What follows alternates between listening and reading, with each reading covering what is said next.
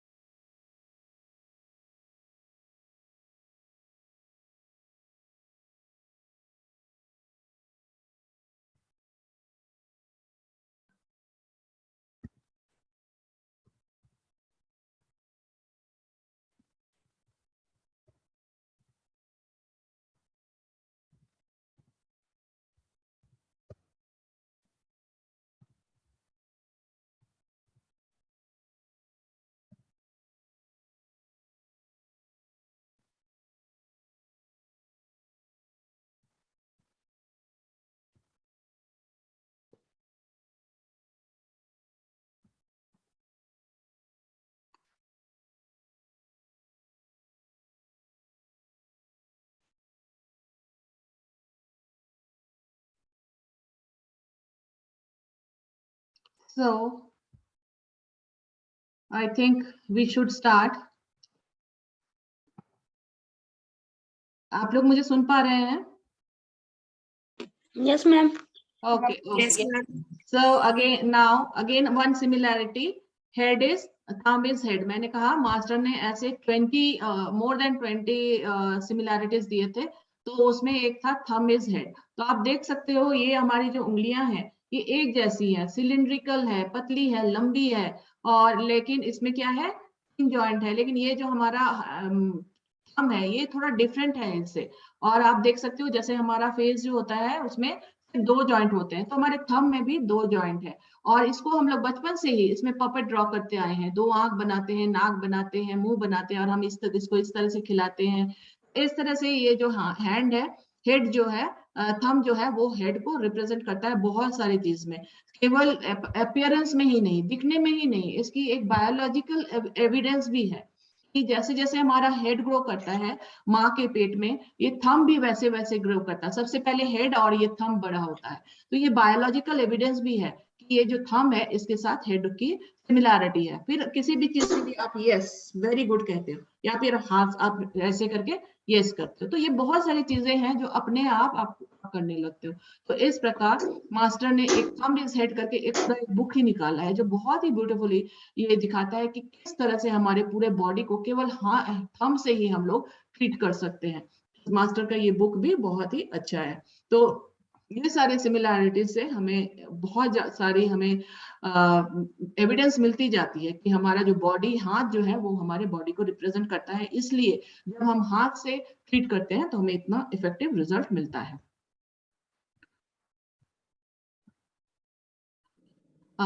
विनीता जी, क्या Yes, now ma'am. you are able to see the PPT? Yes, ma'am. Okay, very nice, very nice. Continue. I hope you are enjoying. You are new na in this field. That's why. Yes. Hope Yes, you ma'am. are able to understand. थोड़ा ma'am. Yes, yes. Because I missed थोड़ा सा.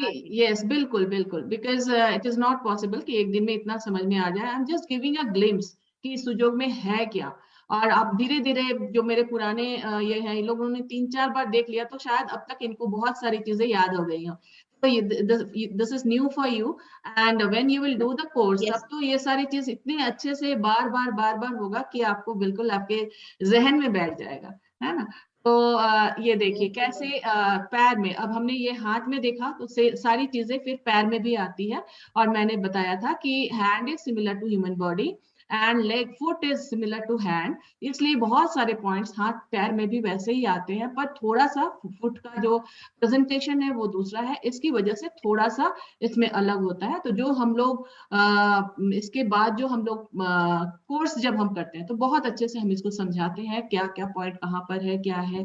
बहुत लेंदी course होता है, तो इसमें आप बहुत अच्छे से ये सारी चीजें समझ सकते हो। तो इसी तरह मैं जो बता रही थी पिछले वाले ईयर में कि अगर हाथ इधर, तो हमारा जो मेन बैक में, तो हमारे मेनली बैकबोन होते हैं। तो बैकबोन में भी हमारे जो ये होते हैं, जो हमारे सर्वाइकल बोन है, ये यहाँ तक हेड आता है, फिर यहाँ से सर्वाइकल बोन्स आते हैं, 7 बोन होते हैं सर्वाइकल के। उसके बाद आते हैं थोरासिक के बोन। थोरासिक के बोन जो होते हैं ना, वो रिब केज तक 8 बोन होते हैं और रिब केज से नीचे 4 बोन होते हैं। तो रिब केज तक की बोन यहाँ तक आ जाते हैं और रिब केज के 4 बोन कि ये अगर हम ऐसे रखते हैं तो अगेन क्या हो जाता है, ये जो थंब है इसको यहाँ होना चाहिए था, यहाँ होना चाहिए था, वो इधर गिरा है। तो जब ये वापस अगर हम देखते हैं पीछे के साइड से भी तो इसको यहाँ होना चाहिए था, और फिर ये जो इसको हेड का बैक साइड मानिए, तो फिर ये जो 8 बोन इधर है, 8 बोन इधर है जो इधर मिल गए, और बाकी 4 बोन इसके इधर आते हैं। उसके बाद इधर लंबर के बोन आते हैं, 2 पैरों के बीच में से हमारा स्पाइन जाता है,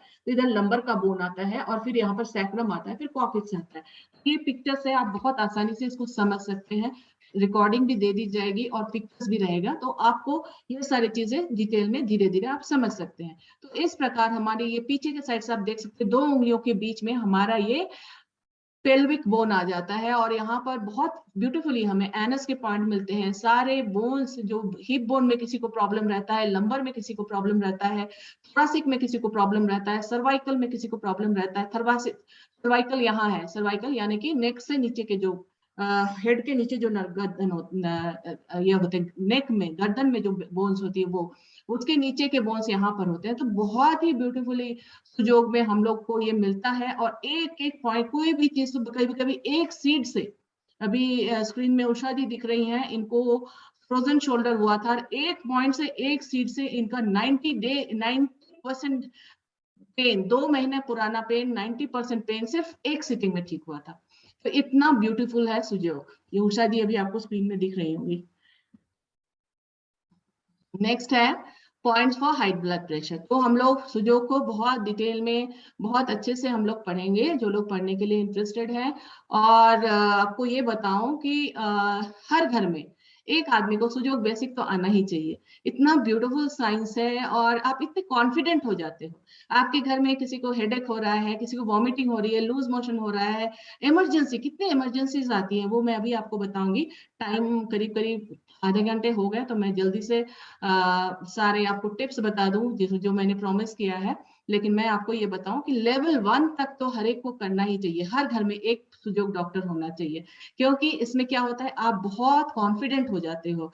अभी जितने लोग मेरे से सीखे हैं सब बोलते हैं कि घर में कुछ भी हो, हमारे हाथ में सब कुछ है, डॉक्टर के पास जाने से पहले हम अपना फर्स्ट एड कर सकते हैं। केवल फर्स्ट एड नहीं, कहीं कभी कभी तो ये फर्स्ट एड ही संपूर्ण ट्रीटमेंट होता है। लेकिन हाँ, हम लोग इसको बहुत लाइटली भी नहीं ले सकते हैं, तो हम लोग जरूर डॉक्टर के पास लेकर जाएंगे, लेकिन उसके पहले ही आप बहुत कुछ कर सकते हो जो कि लेवल 1 से। तो आप लोग जरूर इसको कीजिए, इसको पढ़िए। पढ़ने से क्या होता है, जिस चीज को आप ऐसे ही बुक से देखा, इधर उधर का छोटा मोटा जो देख लिया, तो वो उसका इफेक्ट अलग है। और पढ़ने से क्या होता है, आपकी जो आत्मा है ना उसके साथ बैठ जाती है। आप इस हाथ में बिल्कुल यहाँ पे फील कर सकते हो कि हाँ, यहाँ पर हार्ट है, यहाँ पर लंग है। जब आप पढ़ते हो रेगुलरली, आप देखते हो अब ये हाथ मुझे सिर्फ हाथ नहीं दिखता, इसमें मुझे बहुत कुछ दिखता है। वैसे ही जो लोग इसको पढ़ते हैं ना, तो वो उसके अंदर घुस जाते हैं, तो उनको फिर वो चीज दिखने लगता है, और फिर वो कॉन्शियसनेस, बिल्कुल मैंने कहा ना, यहाँ पर जब आप हार्ट सोचोगे तो वो हार्ट की तरह काम करेगा, जब आप लंग सोचोगे तो वो लंग की तरह काम करेगा। जब कॉन्शियसनेस आपकी ऐसी हो जाती है ना डेवलप, जब आप पढ़ते हो, फिर वो इतना अच्छा एनर्जी का लेन देन होता है कि तक से, मतलब मेरे पास इन लोगों को पता है, पेशेंट क्लिनिक में आते ही बोलते थे, मैम आप हाथ लगाते हो हम ठीक हो जाते हैं। क्यों? क्योंकि उस तरह से कनेक्शन बन जाती है।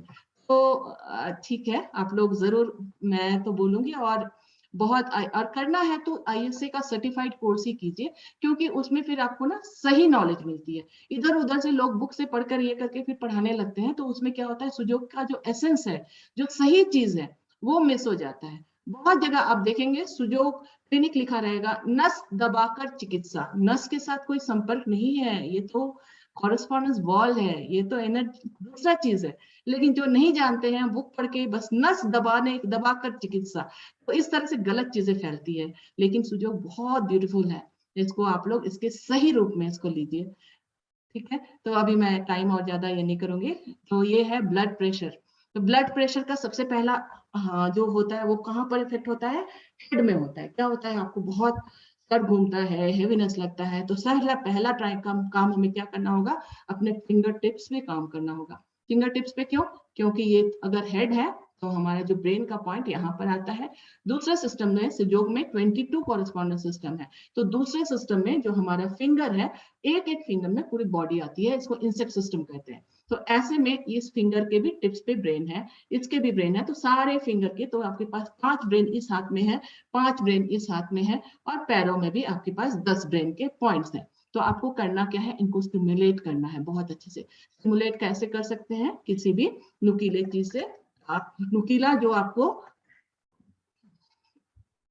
आपके सेल को ये ना इंजुरी ना दे, इस तरह की किसी भी चीज से आप पेंसिल से, पेन के टिप से आप इसको स्टिमुलेट कर सकते हैं। आपके पास अगर जिमी है, आजकल तो ऑनलाइन हर चीज मिल जाता है, तो आप जिमी से इसको स्टिमुलेट कर सकते हो। एक थंब पैड आता है जो टूल्स का, उससे भी खूब अच्छे से इसको प्रेस कर सकते हो, या फिर आप इसका दांत से भी दबाकर इसको बीपी पेशेंट अपनी हमेशा रेगुलरली इसको करते रह सकते हैं। ठीक है, तो इस तरह करने से आपका बीपी काफी कंट्रोल में रहेगा। नेक्स्ट होता है स्ट्रॉन्ग स्टिमुलेशन टू द। इसको करने के बाद अगर किसी को बीपी बहुत हाई हो रही है, मतलब एसओएस की जरूरत हो गई है, ऐसे में आप क्या करेंगे, सारे फिंगर टिप्स को आइसी चिल्ड वाटर में डुबो के निकालेंगे और फिर पोंछ कर आप यहाँ पर ब्लू या ब्लैक कलर कर देंगे। ऐसा करने से आप जो फिंगर ब्रेन को है ठंडा कर रहे हैं। ठीक है, आप यहाँ पर पेनफुल पॉइंट ढूंढकर इसके ऊपर जहाँ पर जैसे पिक्चर में सीड दिखाया है, ये भी डाल सकते हो। फिर आता है, अगर बहुत ही ज्यादा बीपी हाई हो गया हो और किसी तरह कंट्रोल में नहीं आ रहा है, रात का समय है, डॉक्टर के पास नहीं जा सकते हैं, आपको डर लग रहा है कि कुछ हो ना जाए, ऐसे में आप क्या करेंगे, किसी भी स्टेरिलाइज्ड निडल से, यानी कि आप अगर स्टेरिलाइज्ड निडल तो घर घर आजकल होता है, लोग अपना शुगर मेजर करते हैं, अगर नहीं है तो आप क्या करेंगे, किसी भी पेड़ का कांटा तोड़ लेंगे। हर्बल चीजें जो है ना वो बिल्कुल इन्फेक्शन से रहित होता है, जैसे गुलाब का पौधा है तो कांटा तोड़ ले, वो नहीं होता है, तो आप क्या करें, किसी सेफ्टिपिन या सुई को जला ले, जला के उसके बाद आप उसको यूज करें। जब वो ठंडा हो जाए तो फिर क्या करें, आप हर फिंगर के टिप से एक बिंदी घुसा करिए, थोड़ा सा घुसा कर फिर आप प्रिक करके एक बूंद खून निकाल दे। ऐसा करने से आप स्ट्रोक से पेशेंट को बचा सकते हैं। बीपी बहुत हाई होता है, नाक से खून निकलने लगता है, तो ये सब फर्स्ट एड आपके हाथ में होता है, आप ऐसे करके बीपी को कंट्रोल में कर सकते हो। इसके बाद एक दूसरा थेरेपी है, जिसमें अगर आपके पास ब्लैक रबर बैंड हो तो बहुत अच्छा है। मैं किसी भी तरह से ब्लैक रबर बैंड जुगाड़ नहीं कर पा रही हूँ, तो आपको करना क्या है, बीपी में क्या होता है, ब्लड सप्लाई, हर ब्लड प्रेशर हाई होते ही ब्लड हेड पे बहुत ज्यादा जाने लगता है, जिसकी वजह से आपका हेड में ये हालत होता है। तो आपको करना क्या है, हेड का पॉइंट यानी कि ब्रेन का पॉइंट जो है, उसमें आपको खूब टाइट से रबर बैंड लगानी है। और ब्लैक रबर बैंड हो या ब्लू रबर बैंड हो तो बहुत अच्छा है, उसमें कलर थेरेपी का भी इफेक्ट आ जाएगा। और फिर आपको ये करके इसको यहाँ पे इस तरह से दूसरे फिंगर से उसको सपोर्ट देना है। सपोर्ट किस लिए देना है, कि ये तब तक आपको रखना है कि ब्लू हो जाए यहाँ पर, या फिर 1 मिनट या फिर ब्लू होने तक। ठीक है, किसी को जल्दी भी ब्लू हो सकता है, तो जैसे ये ब्लू हो जाता है आप धीरे धीरे, अच्छा इसको इसलिए दबा के रखते हैं, नहीं तो फटक से खुलेगा तो फिर ऐसे करके ब्लड सर के ऊपर जाएगा, जो और खाने खराब करेगा। तो आपको करना क्या है, इसको इस तरह से फंसा के रखेंगे, तो आप धीरे धीरे ग्रेजुअली आप इस रबर बैंड को ढीला करेंगे। ठीक है, ढीला करेंगे, फिर थोड़ी देर के लिए छोड़ेंगे, फिर दोबारा अब ये स्किन जब तक नॉर्मल नहीं आता है छोड़ेंगे, फिर जैसे ये नॉर्मल आता है फिर एक बार आप इसको करेंगे। ऐसे करेंगे तो आपका बीपी बहुत जल्दी डाउन हो जाएगा। तो ये सारे जो है टिप्स है बीपी के लिए है।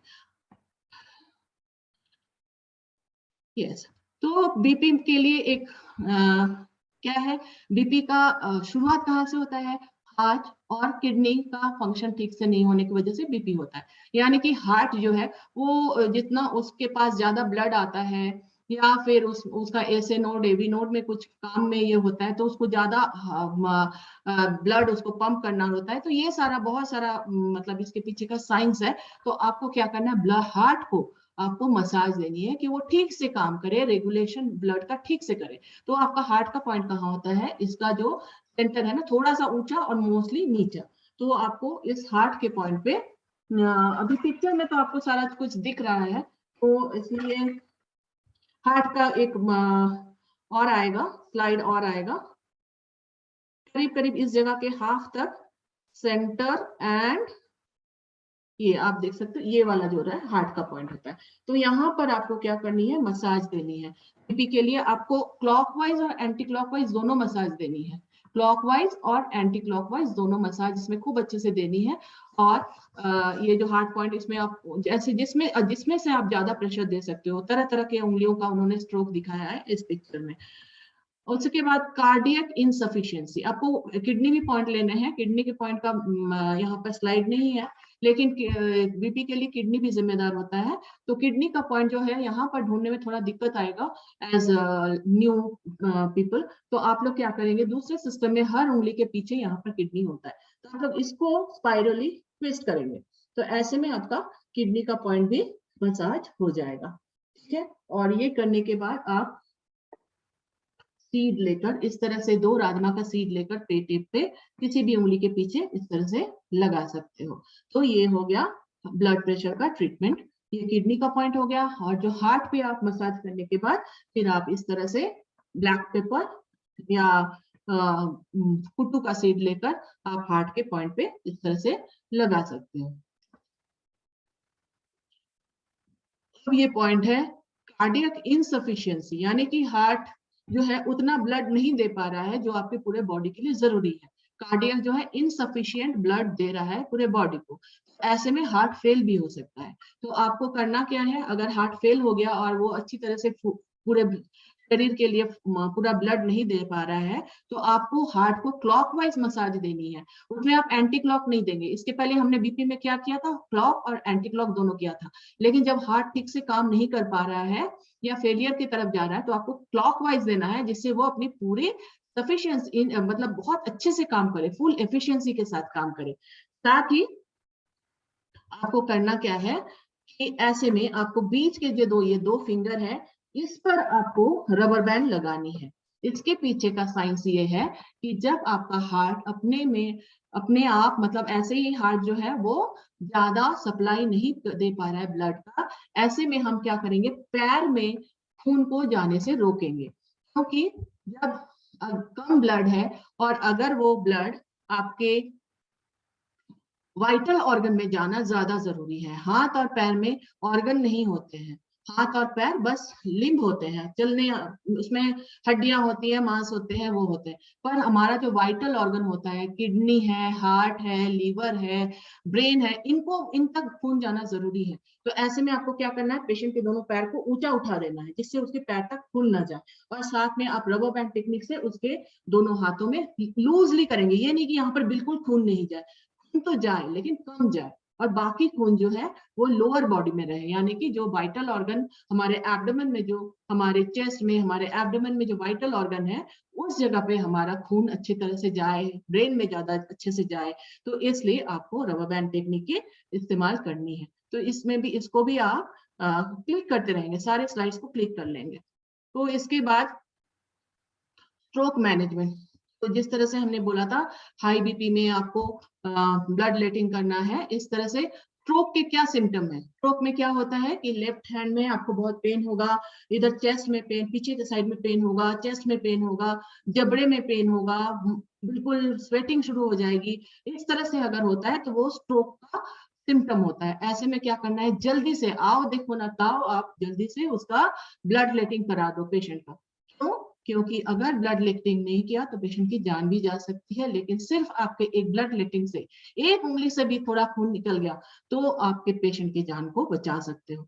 तो ये जो है बहुत ही सुजोग का ये जो ब्लड लेटिंग सिस्टम है स्ट्रोक के लिए, बहुत ही एसेंशियल पॉइंट है जो हर एक को जानना ही चाहिए। और अगर नहीं हो रहा है स्ट्रोक, भी क्या पेन बेबी गैस की वजह से हो, एक बूंद खून निकल जाए तो क्या होता है, लेकिन आप इतने थोड़ी चीज से किसी की जान बचा सकते हो। फेंटिंग, फेंटिंग भी एक इमरजेंसी सिचुएशन है, और इसके लिए कभी भी आदमी को बहुत सारे कारण से फेंट हो सकता है। लेकिन जब व्यक्ति फेंट है तब आप कारण मत ढूंढो, आप केवल पहले उसको रिवाइव कराओ। रिवाइव कराने के लिए ये पॉइंट है, इस पे क्लॉकवाइज और एंटी क्लॉकवाइज बॉडी लेवल पे आप मसाज दो। ये एक बहुत ही इंपॉर्टेंट पॉइंट है जिसको BV26 कहते हैं। जब हम लोग सुजोग की पढ़ाई करेंगे तो GB26 का और डिटेल में बताएंगे, बट अभी बस इतना जान लो कि यहाँ पर और यहाँ पर क्लॉकवाइज और एंटी क्लॉकवाइज मोशन मूवमेंट करनी है। और ये पॉइंट जो है ये मोशन सिकनेस के लिए भी बहुत अच्छा है। पहाड़ों पे जाते हैं तो बच्चों को वॉमिटिंग होती है, बहुत बड़े लोगों को भी होती है, तो ऐसे में अगर आप इस तरह से क्लॉकवाइज और एंटी क्लॉकवाइज मोशन देते हैं तो मोशन सिकनेस भी आपका कंट्रोल में आता है। तो यही जो पॉइंट है GB26, ये हमारा थंब में एक हमारा एनिमल हेड सिस्टम होता है। मैंने कहा ना सुजोग में बहुत सारे सिस्टम है, जिसमें हम लोग लेवल 1 में 7-8 सिस्टम पढ़ते हैं, तो उसमें एक एनिमल हेड सिस्टम होता है, जिसमें आप देख सकते हैं इस पिक्चर में बड़े अच्छे से थंब में इस तरह से आईज नोज दिख रहा है, और ये आपका नेल है, नेल के अराउंड टीथ दिखते हैं, तो उसी के ऊपर नोज और दांत के बीच में आपको यहाँ पर पॉइंट मिलता है GB26। इसको भी आप लोग सिमुलेट कर सकते हैं। कई बारी पेशेंट का यहाँ पर करना आपके लिए पॉसिबल नहीं होता है, तो आप यहाँ पर कर सकते हैं। ठीक है, जैसे मान लीजिए पेशेंट हॉस्पिटल में है, उसका यहाँ पर मास्क वास्क लगा हुआ है, तो आप यहाँ पर उसको दे सकते हैं, हाथ में आप उसको सिमुलेशन दे सकते हैं अपने नाखून से, क्लॉकवाइज और एंटी क्लॉकवाइज। हीट स्ट्रोक, ये भी एक बहुत बड़ा इमरजेंसी है। जैसे बच्चे गर्मी के दिन में खेल कर आते हैं, अचानक से नाक से खून निकलने लगता है, तो एज पेरेंट हमें पता है सबसे पहले तो हम अपने उसके मुंह को ऊपर कर देते हैं, लेकिन हमें ये भी जानना होगा सुजोग में ये नोज का पॉइंट है, तो आप क्या करेंगे, सबसे पहले उसको यहाँ पर आइस लेके यहाँ पर मसाज देंगे, यहाँ पर मसाज देंगे और सारे फिंगर टिप्स पे मसाज देंगे, ब्रेन एंड नोज एंड ये एरिया पर पूरा मसाज देंगे, तो क्या होगा, ये ठंडा हो जाएगा। इस पर ब्लू कलर, इसके ब्लू कलर, नोज पर ब्लू कलर, इतना करेंगे। करने के बाद आप यहाँ पर एक ईंट का टुकड़ा, छोटा सा एक चने के दान के बराबर ईंट के टुकड़े को गीला करके यहाँ पर आप टेप से लगा देंगे, जैसे हम लोग सुजोग में सीड थेरेपी करते हैं। साथ ही आप रबर बैंड टेक्निक से भी आप ब्लड, इस तरह से हीट स्ट्रोक के ब्लड फ्लो को कम कर सकते हैं। नोज का पॉइंट ये है, आप नोज के पॉइंट पे अगेन वैसे ही जैसे मैंने हेड के पॉइंट को बताया था, वैसे ही नोज के पॉइंट पे आपको रबर बैंड लगानी है इस तरह से, और फिर धीरे धीरे छोड़ना है। साथ ही अगर आप इस जॉइंट पे रबर बैंड लगाते हैं तो फिर ये खून को, ज्यादा खून नाक में ही नहीं चढ़ने देगा, और मतलब आपके यहाँ से खून नहीं उठेगा सर तक, तो नोज ब्लड ब्लीडिंग अपने आप कम हो जाएगा। ब्रेथलेसनेस, ब्रेथलेसनेस में यानी कि आपको सांस लेने में दिक्कत हो रही है, तो आपको डायरेक्शनल मसाज करनी है। यहाँ पर क्या है, हमारा फेस है, ये क्या है, हमारा थ्रोट है, और ये क्या है, हमारा चेस्ट है। तो हमें क्या करना होगा, इस तरह से डायरेक्शनल मसाज देनी होगी। ब्रेथलेसनेस, जिसको सांस लेने में दिक्कत हो रही है, आप ऐसे में लोगों को बहुत हेल्प कर सकते हो, अपने घर के लोगों को, कि सांस लेने में दिक्कत हो रही है, इससे बड़ा इमरजेंसी क्या हो सकता है। आप बस इस तरह से मसाज करो, मसाज करो, उसको सांस लेने में बहुत आराम हो जाएगा।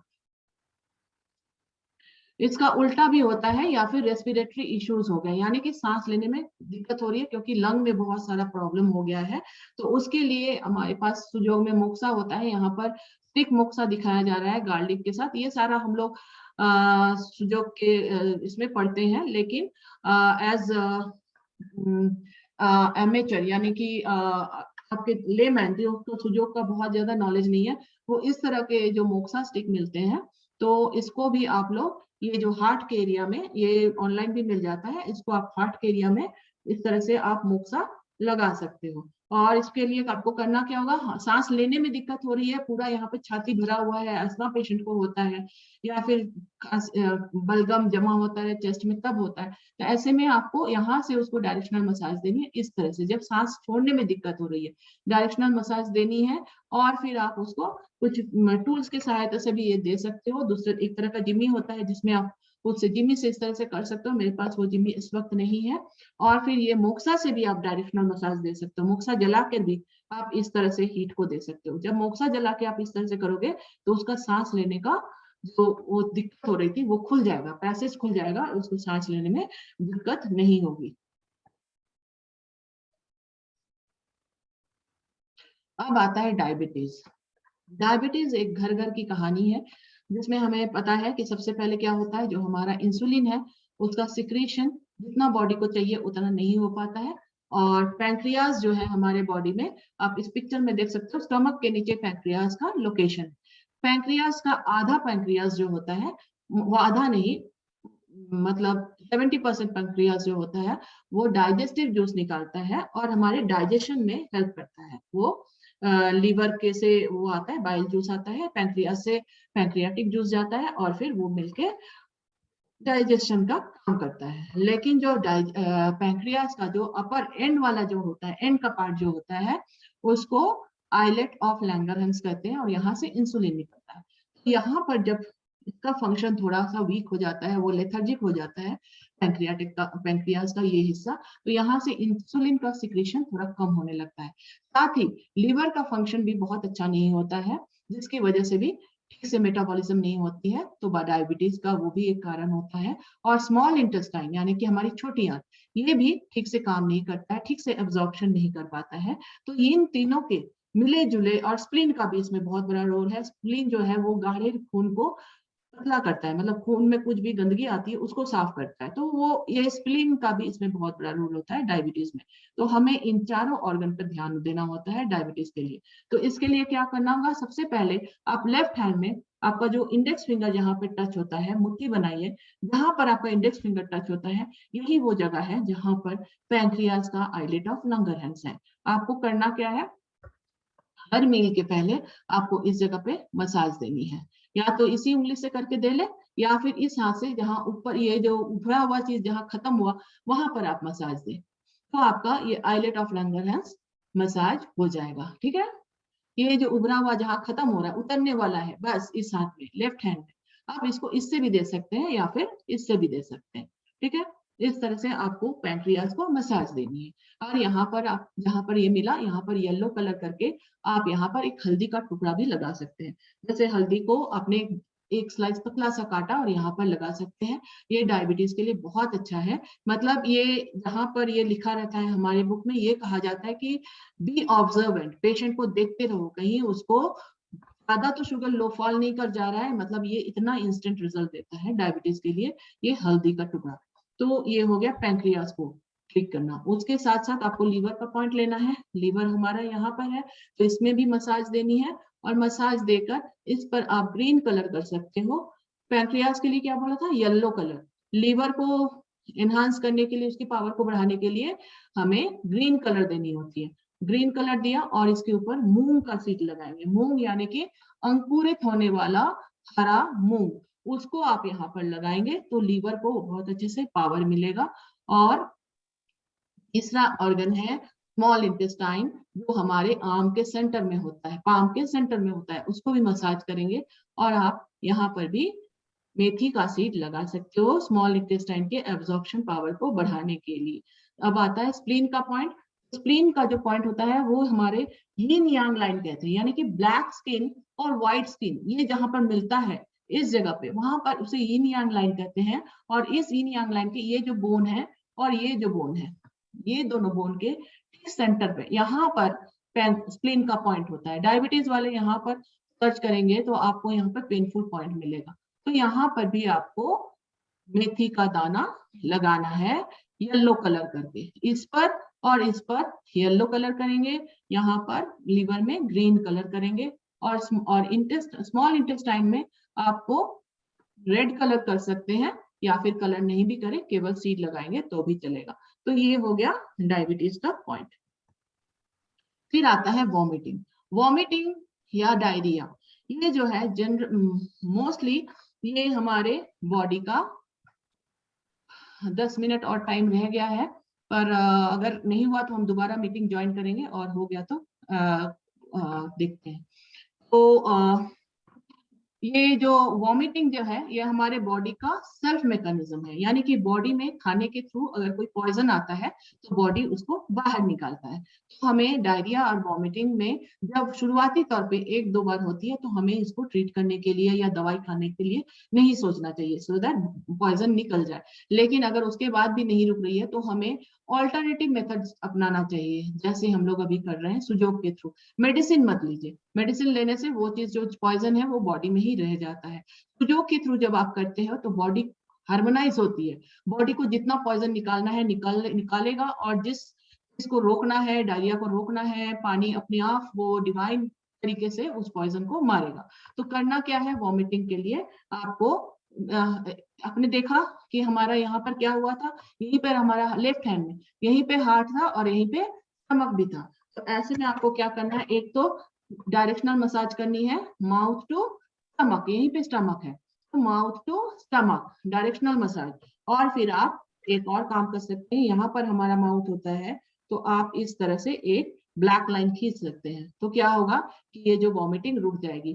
सिर्फ यही नहीं, आप इंसेक्ट सिस्टम में भी आपका यहाँ पर हर फिंगर में यहाँ पर माउथ होता है और थोड़ा सा सेंट्रल लाइन से थोड़ा लेफ्ट साइड में आप देख सकते हैं, जो मैंने पॉइंट किया यहाँ स्टमक होता है।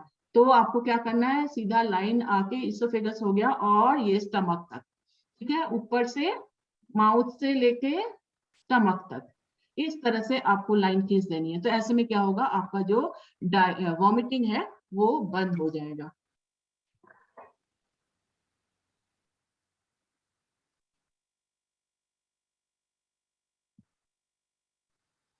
डायरिया भी वही कहानी है, ये भी बॉडी के जो हमारा पॉइजन है उसको बाहर निकालने का तरीका है।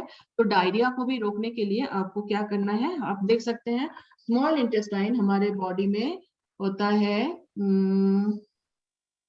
किस कलर से करूं, रेड से, स्मॉल इंटेस्टाइन नहीं, ब्राउन से करते हैं।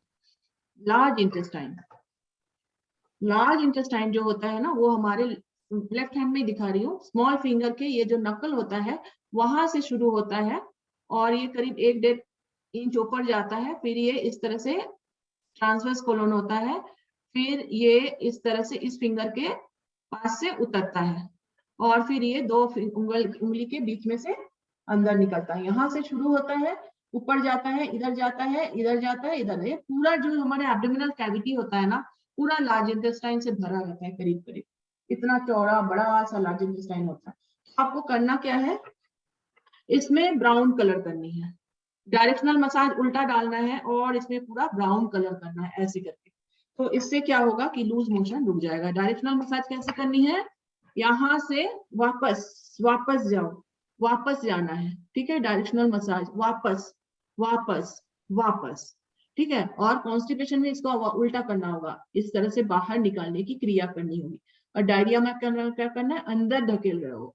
तो ऐसा करने से आपका डायरिया बंद हो जाएगा। आप इस पिक्चर में, इस स्लाइड में देख सकते हो किस तरह से डायरेक्शनल मसाज दिया गया है।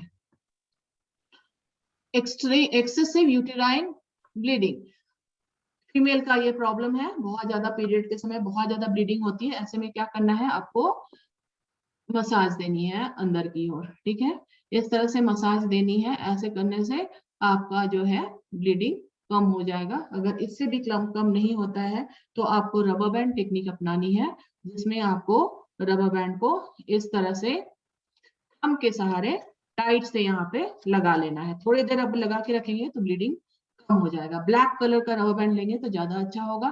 साथ ही हम जानते हैं कि हमारे हर फिंगर में पूरा बॉडी है, ऐसे में हमारा यूट्रस एरिया इस जगह पे आता है, तो यहाँ पर भी बहुत टाइट से हम रबर बैंड लगा सकते हैं। तो ऐसे करके भी हम एक्सेसिव यूटेराइन ब्लीडिंग को कम कर सकते हैं। और इसके अलावा हम लोग एक्सेसिव यूटेराइन ब्लीडिंग को कम करने के लिए जो हमारा यूरिनरी नहीं, यूट्रस पॉइंट है, वो मैं दिखा रही हूँ, 2 उंगलियों के बीच में होता है। जस्ट अ मोमेंट, ज्यादा जोर से लग गया। हाँ, ये जो 2 उंगलियां है ना, इसके बीच में यहाँ पर हमारा ट्रायंगली हमारा यूट्रस होता है। तो यहाँ पर हम ब्लैक कलर कर देंगे तो भी हमारा जो एक्सेसिव ब्लीडिंग वो कम हो जाएगा। यहाँ पर हम आइस मसाज पहले करके फिर ब्लैक कलर कर सकते हैं और फिर हम इसके ऊपर मूंग का सीड भी लगा सकते हैं, सो दैट ये ठंडा हो जाए और ब्लीडिंग कम हो जाए, ठीक है। तो इस प्रकार हाई फीवर में आपको अगेन जो मैंने हाई बीपी के लिए बोला था, पानी में डिप करके निकालो, पोछो, ब्लैक कलर करो, ये हाई फीवर के लिए भी कर सकते हो। लेकिन केवल फीवर में नहीं करना। केवल फीवर में जब ये करोगे तो इससे ठंड लग जाएगा और फीवर और ज्यादा बढ़ जाएगा। जिनको 101, 102 फीवर आ रहा है वो लोग इसको, मतलब 100, 101 के आसपास फीवर है, उसमें इसको नहीं करना। ऐसे करोगे तो आपकी फीवर और बढ़ जाएगी। आपको उस समय क्या करना है, आपका जो ये फिंगर है, इंडेक्स फिंगर है, इसके नेल के साइड से एक लाइन ब्लैक का आपको खींच देना है, ब्लू कलर का एक लाइन आपको खींच देना है। ऐसा करने से आप फीवर को या इन्फेक्शन को, बॉडी में कोई भी इन्फेक्शन होने के कारण फीवर होती है तो इंटेस्टाइन जो है, स्मॉल इंटेस्टाइन का ये मेरिडियन है, और स्मॉल इंटेस्टाइन जो है वो इन्फेक्शन के लिए जिम्मेदार होता है। तो स्मॉल इंटेस्टाइन पर आप जब ब्लू कलर दे रहे हैं तो आप इन्फेक्शन को भी कम कर रहे हैं, फीवर को भी कम कर रहे हैं। तो ये है नॉर्मल फीवर का ट्रीटमेंट। अब साथ ही साथ पाम का जो सेंटर पॉइंट है, यहाँ पर भी स्मॉल इंटेस्टाइन है, तो यहाँ पर भी आप ब्लू कलर कर सकते हो, इसके अंदर के एरिया को भी ब्लू कलर कर सकते हो। तो और यहाँ पर आप मूंग का सीड लगा सकते हो नॉर्मल फीवर में, लेकिन अगर हाई फीवर है तो इसको जरूर करना, नहीं तो फीवर जो है सर पर चढ़ जाती है। एंजाइटी आज घर घर की प्रॉब्लम है, तो आपको करना क्या है एंजाइटी में? सबसे पहले ट्रायोरेजन, हमारा सुजोग का बहुत अपग्रेडेड फॉर्म है ट्रायोरेजन का नॉलेज। तो उसमें हम लोग हर जॉइंट में हमारा कुछ कुछ आता है, ऑर्गन आता है, इमोशन आता है, बहुत कुछ आता है। तो अभी हम लोग एज ऑफ नाउ हम समझ ले कि ये जो जॉइंट है वो एंजाइटी का जॉइंट होता है, और आपको करना क्या है एंजाइटी के लिए? इस जॉइंट पे एक ग्रीन रिंग बनाना है। ग्रीन रिंग बना देंगे तो एंजाइटी जो है वो कम हो जाएगी। इस तरह से पूरा रिंग, जैसे पूरा ही चारों तरफ से वो रिंग बनेगा, एंजाइटी उससे कम हो जाएगी। साथ ही एंजाइटी के लिए जो जिम्मेदार ऑर्गन है वो है हमारा ब्रेन, उसके बाद है हमारा किडनी। किडनी जो है, किडनी के ऊपर ही ना एड्रिनल ग्लैंड होता है, जो एक बहुत ही सेरोटोनिन हार्मोन निकालता है, जो एक फील गुड फैक्टर देता है। तो इसलिए जब किडनी पॉइंट को हम लोग स्टिमुलेट करते हैं, एड्रिनल ग्लैंड पॉइंट स्टिमुलेट हो जाता है, और फिर इससे एंजाइटी में बहुत ज्यादा कंट्रोल होता है। एंजाइटी के लिए kidney point is must. Anxiety joint कर लिया, किडनी पॉइंट के लिए सारे फिंगर के इस जगह को स्टिमुलेट कर लिया। साथ ही आप किडनी का पॉइंट पता है तो वहां पर आप राजमा लगा सकते हो, यहाँ पर भी आप राजमा लगा सकते हो। साथ ही एक पॉइंट बहुत इंपॉर्टेंट है, वो है मेडुला ऑब्लांगाटा का पॉइंट। तो हमारे, आप अपने गर्दन के पीछे हाथ डाल के देख सकते हैं, जहां आपका स्कैल्प आपके गर्दन से मिलता है वहां पर एक गड्ढा होता है। इस गड्ढे को मेडुला ऑब्लांगाटा यहाँ पर ही होता है, जो बहुत ही इंपॉर्टेंट, मतलब बहुत ही नाजुक पॉइंट है हमारे शरीर का। कहते हैं ना, तोते की जान उस चिड़िया, मतलब किस राजा की जान उस चिड़िया में थी, तो वो यहाँ पर हमारा जान है, मेडुला ऑब्लांगाटा में जान है। जैसे कोई आदमी बिल्कुल थोड़ा सा किसी, मतलब ऐसे भी गिर के भी मरता है, क्यों? क्योंकि मेडुला ऑब्लांगाटा में चोट लग जाती है, हमारा जान आता है वहां पर। तो वो पॉइंट बहुत ही अच्छा पॉइंट होता है, तो वो उस पॉइंट का पॉइंट है यहाँ पर, और हर फिंगर के यहाँ पर। तो इस जगह को भी स्टिमुलेट करने से आपका एंजाइटी ठीक हो सकता है। तो एंजाइटी वाले पेशेंट को बोलो कि हमेशा ये वाले जगह पे इस तरह से ट्विस्ट करते रहे। साथ ही पिट्यूटरी ग्लैंड का पॉइंट होता है यहाँ पर। अगर हम इसको यहाँ पर हम पिट की तरह हम आईज, नोज और माउथ बनाते हैं, तो बिंदी जिस जगह पे लगाएंगे, बिंदी जिस जगह पे लगाएंगे इस पपेट को, वो जगह होता है पिट्यूटरी ग्लैंड का पॉइंट। तो वो पिट्यूटरी ग्लैंड भी जो है ना, हमारे हर एंडोक्राइन ग्लैंड, जो हमारे इतने सारे एंडोक्राइन ग्लैंड है, कौन कौन से एंडोक्राइन ग्लैंड है? थाइमस है, थायराइड है, पैंक्रियाज है, ओवरी है, एड्रिनल ग्लैंड है। ये सारे क्या है? एंडोक्राइन ग्लैंड है, डक्टलेस ग्लैंड है। तो ये एंडोक्राइन ग्लैंड का जो हेड होता है, मास्टर होता है, वो पिट्यूटरी ग्लैंड होता है। तो पिट्यूटरी ग्लैंड भी हमारे एंजाइटी को रोकने के लिए बहुत अच्छा काम करता है। तो पिट्यूटरी पॉइंट हो गया, ब्रेन पॉइंट हो गया, उसी के ऊपर ब्रेन पॉइंट हो गया, पिट्यूटरी पॉइंट हो गया, मेडुला ऑब्लांगाटा हो गया, और उसके बाद क्या पॉइंट चाहिए आपको? किडनी का पॉइंट हो गया सारे इसके पीछे, और उसके साथ साथ